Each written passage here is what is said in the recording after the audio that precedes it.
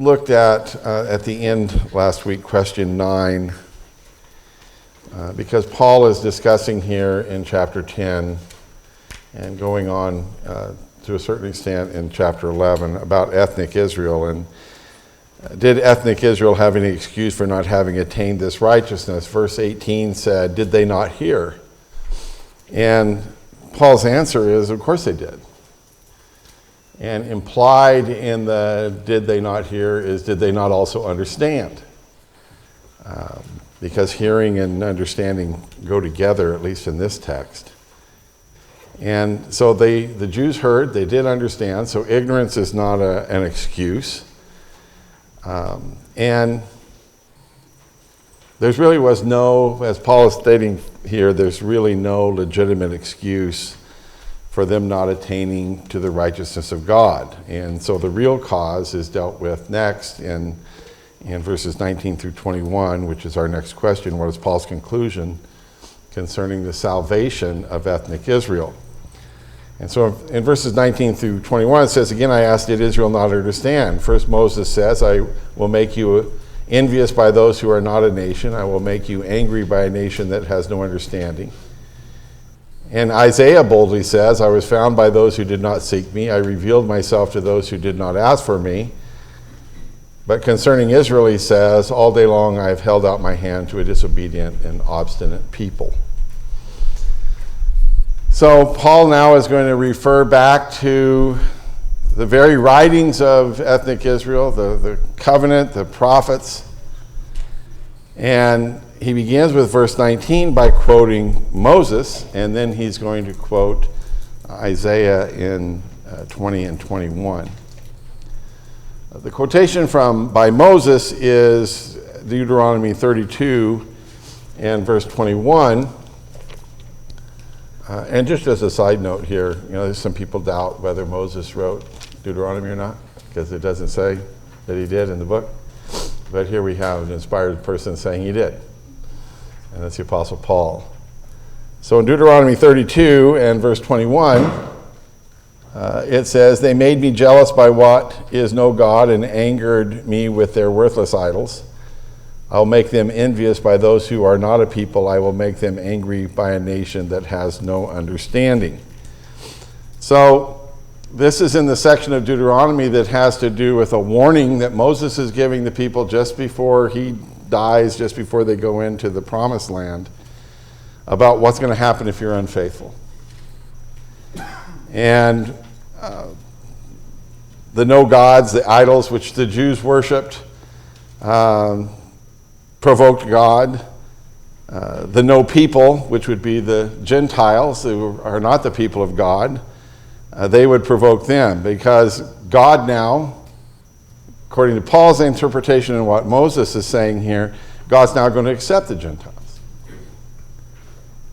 And foolish is the very word that Paul used to describe the Gentiles in Romans chapter 1 and at verse 21. So while there is a fulfillment to a certain extent in what Moses wrote about the Assyrians, God using the Assyrians, God using the Babylonians, God using the Gentiles, and even now the Romans to punish his people, the primary fulfillment here is in the Gentiles having salvation made available to them. And so the blessings that were intended for the Jews are now available to the Gentiles. In fact, they're being lavished on the Gentiles. And Paul's basically saying from this, you should have understood this. You should have understood from Deuteronomy that God all along was planning to accept the Gentiles. I mean, we could go all the way back to Genesis chapter 12. That through your seed, who's going to be blessed? All nations. And so the second thing is that God accepting the Gentiles would rouse the Jews to envy and anger, and them almost saying, hey, those blessings are ours. And so then move them to accept the blessings that are found in Christ. That's kind of the point of verse 19. Verse 20, Isaiah is quoted. That's Isaiah chapter 65. And if you want to turn over there, that'd probably be a good thing, because verses 20 and 21 are Isaiah chapter 65 and verses 1 and 2. So Paul quotes Isaiah back to back, just as it's found here. But the first one is in verse 21. It says, they will build houses and dwell in them. They will plant vineyards and eat their fruit. That's not right. 65 verse 1, right? Not 21. I revealed myself to those who did not ask for me. I was found by those who did not seek me. To a nation that did not call on my name, I said, here am I, here am I. And so, again, there's some question as to whether or not this passage is about Jews or Gentiles. I think it was primarily about Jews, because the Jews had gone so far away from God that, God's saying, come back to me. And yet God is revealing himself to the Gentiles through the preaching of the gospel of Christ to people who weren't seeking him. Isn't that the essence of evangelism? Unfortunately, we do evangelism the other way around. What do? We wait till people come to us. Okay? And evangelism is essentially about showing God to people who aren't seeking him, which means who's seeking them? We are. We're taking it out. We actively take it to them and proclaim it. So, and then in verse 2, which he quotes in the next verse, he says, all day long I've held out my hands to an obstinate people who walk in ways not good, pursuing their own imaginations. So, again, this is verse 2, the following from what we just said. And his point again is going back to verse 19. Did Israel not understand? They should have understood. They should have understood both from Moses and from Isaiah. And this last line, at least in my Bible, tells us why they didn't accept it. Why is that?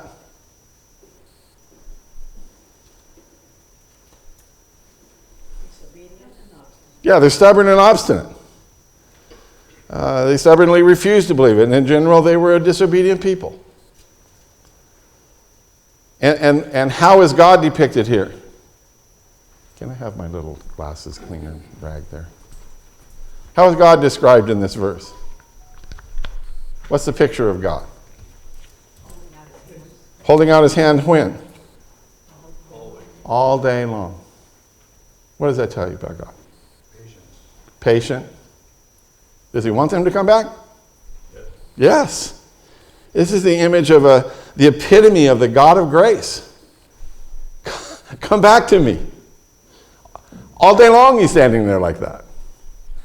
How long would we last asking people to come back to us with our arms outstretched? Probably not very long. Well, if you're not going to come back, I'm going somewhere else. And all day long speaks of persistence and patience. Holding his hands out shows he's inviting them. But in spite of that, what are they again? Disobedient and obstinate. Okay, obstinate is and disobedient. Mine has obstinate and disobedient. Obstinate is the Greek word antilego, like you're against the game, little blocks, anti-Lego. And it means to speak against. So obstinate means you're speaking against. That is the opposite of what earlier in verse 10 of this chapter. To speak against something is opposite of what? Of confessing. If you confess with your mouth Jesus Lord, no, they're speaking against that. And they are disobedient, which is apietho. And it means to rebel, to be disloyal, which is the opposite of believing, of having faith, of trusting God. So the characteristic of Israel is exactly the opposite of what Paul said. If you confess with your mouth Jesus Lord and believe in your heart that he is who he said he is, then you'll be saved. They're the absolute opposite of that. So instead of believing and welcoming the Messiah, their king, they opposed him. They denied him. And ultimately they killed him. So they're stubborn. They stubbornly refuse to listen, let alone hear and submit. And again, I think this is timely for us because, especially in our historic situation, because how do people view Israel today? The general populace. Maybe the general populace of America. As still God's people. As still God's chosen people. And so a lot of the effort of our nation, of our government and all of that is politically involved to make that nation stand. But Paul here is talking about ethnic Israel, and ethnic Israel's role given by God was what? To bring the Messiah. It was a covenant of service, not a covenant of salvation. And did they do that? Yes. The Messiah came. And that finished their role. Their role of service to God in that covenant of service, that through you I'm going to bring this seed that's going to be a blessing to the rest of the world. And so there's no godly foundation for Israel as a nation, ethnic Israel as a nation, to even continue to exist. There's no need for it. And we certainly don't have what's the word I'm looking for? Where there's a mandate. There's no mandate for that. Yes? There's no mandate, I agree, but in 1948, when Israel did kind of reform in the area as a nation, that kind of put a lot of strength to the convictions of America. Yeah. Well, and they have as much right to exist as Mexico and the United States and Canada and Great Britain. I mean, just the fact that we got a group of people there, that's where they live, that's their home, they have a right to that. But anything further than that, anything religious, anything that has to do with spiritual existence isn't there anymore. And what's God's desire for every individual Jew? That they become his child. Yeah, that they be saved. But they're going to be saved under the same conditions as who? Gentiles. And that's by grace through faith. And I think, and which is why I changed all this through chapter 10. I haven't done this before when I've taught it, but made sure that we understood that what Paul is talking about in these chapters here is ethnic Israel, not Israel in the sense of some sort of a spiritual nation, a theocracy. That doesn't exist anymore. All right, any questions on that? So we'll take up the other aspect of this in chapter 11, and we're just going to look at the first 15 verses in this particular lesson with regards to the purpose of God. Does everybody have a lesson 16? Did you pick one up out there when you came in? Okay, good. So far in chapters 9 and 10, Paul's painted a pretty dark picture of Israel. In chapter 9 and verse 3, he implied that they're cursed because he says, I'm willing to be cursed in place of you. So that very much implies they're cursed. He calls them in chapter 9 and verse 22 as vessels that were prepared for destruction. Chapter 9 verses 31 and 32, that they pursued righteousness, but they didn't find it.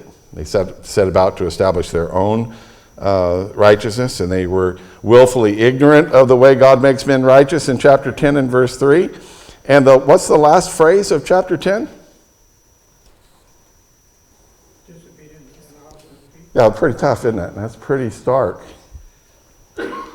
So that's kind of what the picture that Paul has painted of Israel in the last two chapters. At the same time, what he has said about the Gentiles is in chapter 9, verses 23 and 24, that the Gentiles are the objects of God's mercy. In chapter 9, verses 25 and 26, that they were a part of God's prophetic word, that God was going to save them. In chapter 9 and verse 30, that they found the righteousness of God that the Jews sought. And again, at the end of chapter 10 that we just looked at in verses 19 and 20, that was always a part of God's plan. Which kind of leads us into the next question. I asked then, did God reject his people? And again, the sentence before Paul says, did God reject his people? What had God said about them? You're a disobedient and stubborn people. So that's why Paul's asking this question in chapter 11. Based on what we just studied in the last two chapters, Paul anticipates that some of them are going to be wondering, okay, so God has completely given us up. And what's Paul's answer to that in verse 1 and 2a? By no means. God forbid. Far from it. Literally, the words is never may it be. I mean, all your translations have different ways of saying that. So, chapter 11 begins by discussing not only the fact of Israel's salvation, but the means. And that's a different question than what was addressed in chapter 9, where he's been talking about the people of ethnic Israel and all of the things that they received as a result of that. His promises to them, how he kept them, how they fulfilled everything, and God's purpose of bringing Christ, which again was a covenant of service, not a covenant of salvation. So now listen, when we get into chapter 11, we are not talking about Israel as a nation. We're talking about individual Jews.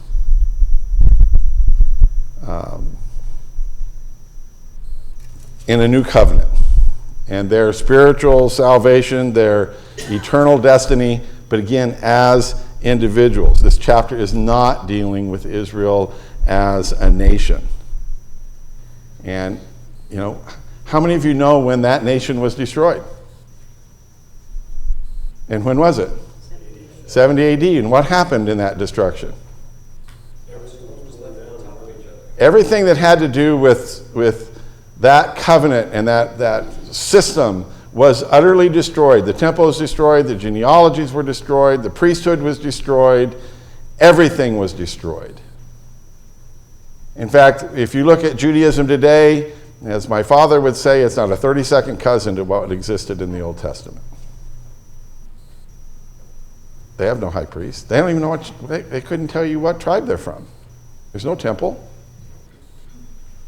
And so,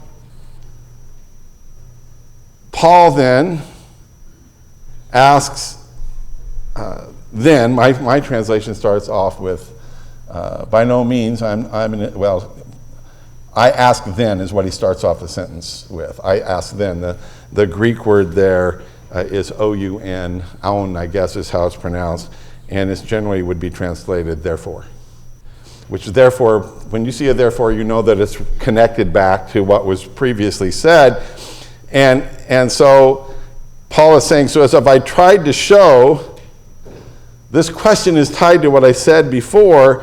Did God reject? Apotheo, A-P-O-T-H-E-O. Did God push away? Did he repel? Did he repudiate his people? And it's in the middle voice, and so it's basically saying, did he push them away from himself? Did he just put as much room between you and me as possible? Listen, to be rejected by God is a terrible prospect. To be pushed away from him. And to the Jew, it would be unthinkable. I mean, they're the ones that were chosen through Abraham. They're the ones who got the covenant at Sinai. They're the ones who were delivered and all of that. So when we talk about this, did God reject his people? With regard to what did he reject them? Did he reject them with regard to their covenant of service? Yes. Okay, we might tend to think that, but it can't mean that because it's already been fulfilled.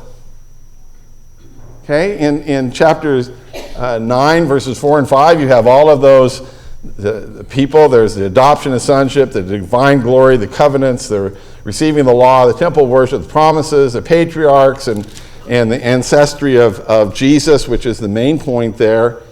And Yes? did he reject them because of the covenant of their services? You said, well, not really, but isn't that why AD 70 happened? Is because they had rejected him. They left, he sent the Messiah, the fulfillment of this looking forward to one like Moses, and then they rejected him. So he took out the entire Right. system of things. But he didn't reject their service because they had accomplished that. I guess I kind of looked at it like I would have rather had, not 10,000 rivers of oil and all of the sacrifice, and they were doing all of that stuff, but were not giving their hearts Right. to him, so he rejected them. I see Right. it more that way. Right. Well, and from that standpoint, it's true because they rejected the Messiah. Okay? But they didn't reject, the covenant that they had with God to bring the Messiah, they fulfilled. And so, if you look at, so he cannot reject them on the basis of that. You can't reject somebody on the basis of the fact they fulfilled what you wanted them to do. And while it is true that there's no rationale for them to continue as a nation, in the sense of being special as a Jew as opposed to a Gentile, that distinction is gone. Chapter 10 and verse 12, there's no difference between Jew and Gentile. Galatians 3:28, it doesn't matter whether you're Jew or Greek, bond or free, male or female. That's gone. But that is not the same as being rejected, perhaps in accord with Scripture and practicality. I would think that it's better to say, rather than rejected, is that Israel was honorably retired as a nation. We don't need you anymore. You fulfilled your purpose. Go on your way. But more importantly but I still am interested in each soul. Yes. Yeah, that last part was what I was going to agree with. It seems more like it was God had reached a point where he wasn't trying to bring them in anymore before Jesus. He just tolerated them. Okay. And just had to let them run the course. Right. And then once they ran the course, he never rejected them and pushed them Right. away, but he just let it in. Well, in a sense, you could almost say he let them get so far that he knew that when he sent his son, they would do what? Reject. They would kill him, Kill him. which is what he wanted them to do. Yes. Isn't that what Jesus was telling them to, that they had made void the commandments of God by their tradition? Right, that was part of it. And they forgot the weightier matters of the law, love, mercy, Right. and justice. Yeah, they're deep into it. That's And so when I say, did God reject his people, remember, Paul's not talking about them as a nation. But here you are, an individual Jew, and you just found out that you're a part of a disobedient and obstinate people. What might you think about yourself as an individual? Never get straightened out. No, God's not going to accept me. That's where you would land. Had God pushed them away and repudiated them from salvation? And basically what a Jew would be asking at this point is the gospel invitation closed to the Jews? And Paul's answer to that in verse 1 was what? By no means. Yes. It's very much a repetition of Acts chapter 2. Men and brethren, what shall we do? Right. You know, Right. You've made the case that this was the Messiah, we killed him. Now what? They would feel pretty hopeless. And I think that's how they felt on the day of Pentecost. What shall we do? The guy we killed is now at the right hand of God. We are in a world of hurt. But there was still there was still a way. And Paul said, well, Peter said, here's what you need to do. Mike? I kind of see Israel at this point like a cup of all the people that are in it, and there's this remnant that is there continuously throughout. Right. And then as God opens up the kingdom, he kind of pours out the remnant into the kingdom, and the rest have a choice. You can come in too if you want. And so God didn't reject them, they rejected Right. him. And so Right. it's not... I hold out my hands to obstinate and disobedient people. And that continued. But that doesn't say every single individual was that way. No, it doesn't. I mean, there was always a remnant. There's always those there. And so the first bit of evidence that God has not rejected his people, utterly rejected them, every one of them, what's the first bit of evidence that Paul gives? Yeah, he says, look at me. I'm an Israelite. Okay, and he's going to go into a lot more detail in other places about that, and in fact later here. But he says, I'm an Israelite myself, a descendant of Abraham, of the tribe of Benjamin. Which is probably why he was named Saul. King Saul was a Benjamite. He was the hero of their tribe, and so he was probably named after him for that. And listen, Benjamin and Judah were the only two tribes that came back. The northern 10 were scattered into oblivion. There were a few of those northern tribes that when Jeroboam started setting up the idol worship, they would be that remnant. They moved south into Judah. So you have Anna in the book of Luke, who is from the tribe of Asher. There's a few scattered people from those other tribes, but as tribes as a whole, only Benjamin and Judah were the ones that were restored after the Babylonian captivity. And so Paul is saying, I'm as much a part of Judaism as can possibly be, me, myself. And which explains Paul's strong language here. Did God reject his people? Why he's so explicit and stern with it? Absolutely not. I'm in it. If he rejected all of God's people, then there would be no hope for himself. And so he is giving himself as living evidence that God has not rejected his people. He did not reject his people whom he foreknew. And the wording here, and I'll just hand these out, seems to come from one of two passages, maybe both. 1 Samuel 12:22 and or Psalm 94:14. Somebody want to turn to those? 1 Samuel 12:22. Somebody else, Psalm 94:14. Who has 1 Samuel 12:22?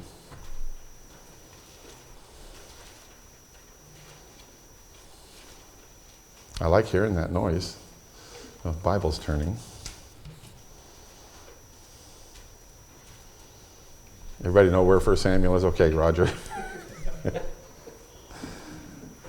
the Lord will not forsake his people for his great name's sake, because it has pleased the Lord to make you a people for himself. Okay. So these are his people, the people whom he foreknew. Psalm 19:14. Okay. 19? Yes. 94:14. I'm sorry. Yeah, okay. For the Lord will not reject his people. He will never forsake his inheritance. Okay. So Paul takes this verse in Romans and puts it in the past tense, indicating that God has kept that promise. He would not reject his people whom he foreknew. And listen, without reopening the can that we've spent a lot of time on already with foreknowledge and predestination, let's just think here about what God foreknew about his people. Because foreknowledge just means that you know something's going to occur. Doesn't mean you make it happen, you just know it's going to happen. So before he chose them, he knew the kind of people that they would be all along the path from Abraham to Jesus coming. He foreknew that. What are some things that he foreknew? Think.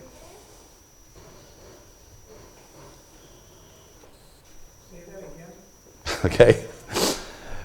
God knew before he chose them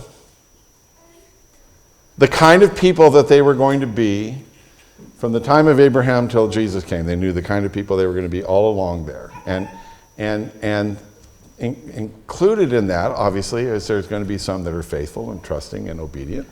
But on the negative side, and the part that we see seemingly highlighted in the Old Testament, what else did we see about Israel? That God foreknew. That they would be an obstinate people.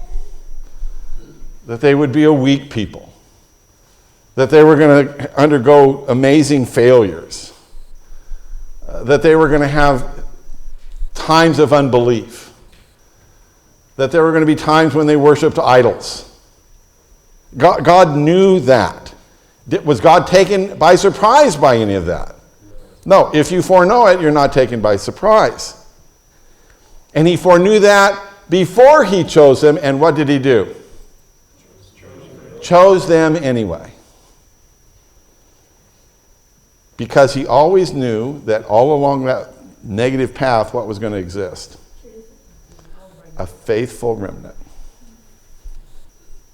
And that group of people would turn to him with faithful hearts, and that they would keep the messianic hope alive, which was the promise, which was the covenant that God was making with them. You're going to bring the Messiah into the world. And then that when he came, that faithful remnant would what? Accept him. Accept him. And on what basis did they accept him? On a national basis or an individual basis? Individual basis. He also foreknew what Paul revealed, that most of them would not respond. That's why Paul earlier on, I have great sorrow and unceasing anguish in my heart, for I could wish that myself were cursed and cut off from Christ for the sake of my people, those of my own race. Paul's in essence saying that the most of them would not. For chapter 10 and verse 1, my heart's desire and prayer to God for Israel is that they may be saved, which indicates that they were not. So, as you look at that first question there, to go back 2 pages to find the question. Did God reject his people? No. No. He wants them to come to him. He's made arrangements for them to come. So, Paul has used himself in the first part of end of verse 1, first part of verse 2. What Old Testament example does Paul use to illustrate this? Okay, well, he's going to quote, he quoted Isaiah before, but he has another person in mind in verse 2. And who's that? Elijah. And when he says there at the beginning of verse, or in the middle of verse 2, don't you know? What does that imply? Of course you do. He's assuming that when he says, don't you know, they would say, yes, we do. We know that. So Paul put himself forth an example that God didn't reject his people. Now he's going to cite a very, very familiar one, even you and I are familiar with, an Old Testament example of further proof that God did not reject his people. Proof that at the outset would seem to support, when you look at it, abandonment by God as you're reading through this. So he speaks about Elijah. And Elijah is covered in 1 Kings chapter 17 all the way through 2 Kings chapter 2. And in our text, let's go over to 1 Kings 19.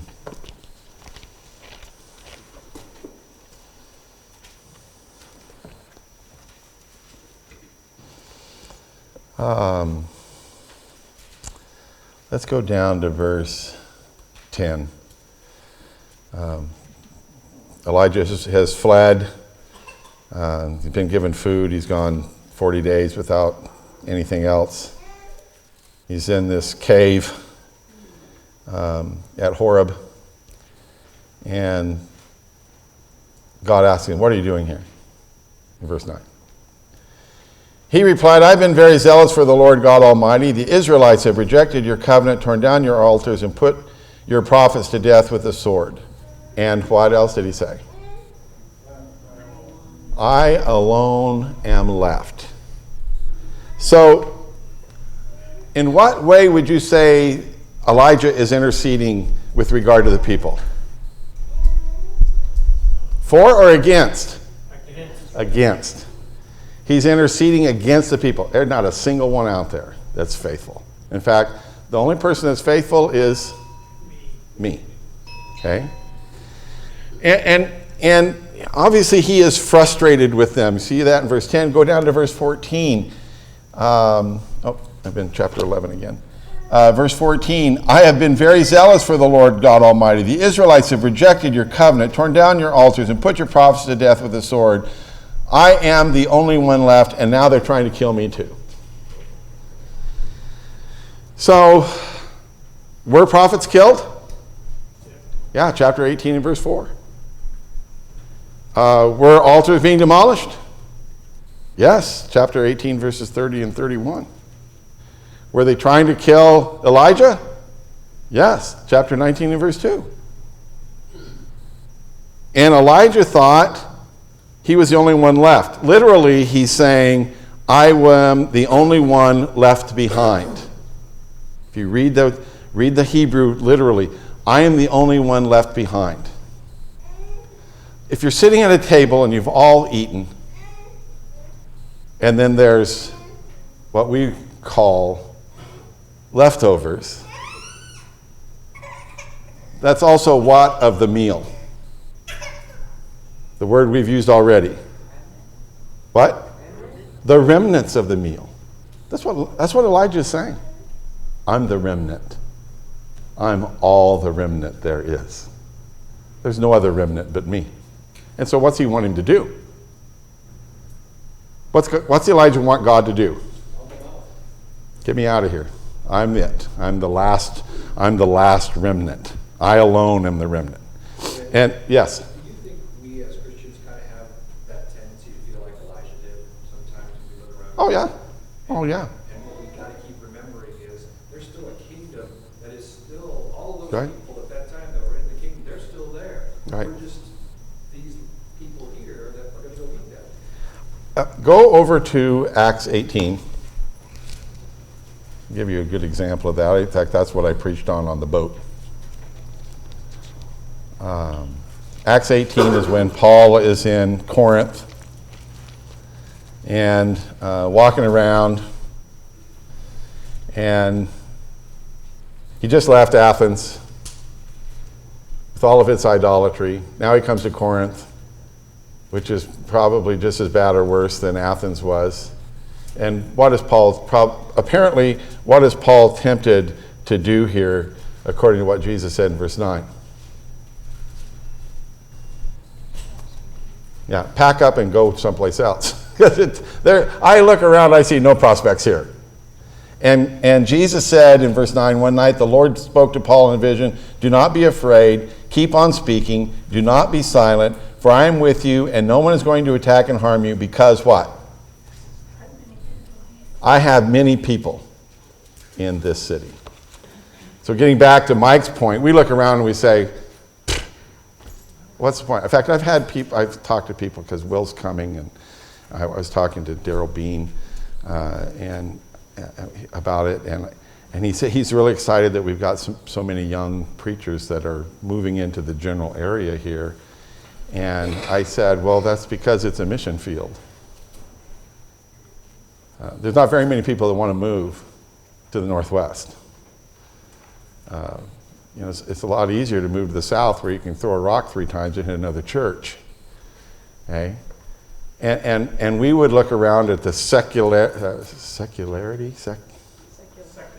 the secular nature of our community and think, who's interested in the gospel? And so we get like, we're the only ones. We're it. And that's so wrong. That's so wrong. Which is why, listen, I'll admit, they are not coming in droves to seek us. But that's not the nature of evangelism. The nature of evangelism is What's the first word in the Great Commission? Go. Go. So, I'll start with question 2. We'll go back and start there with question 2 next week. But remember, God hasn't rejected anybody. He hasn't rejected any Jews. He hasn't rejected any Gentiles. And that's what he's going to take up here in this chapter.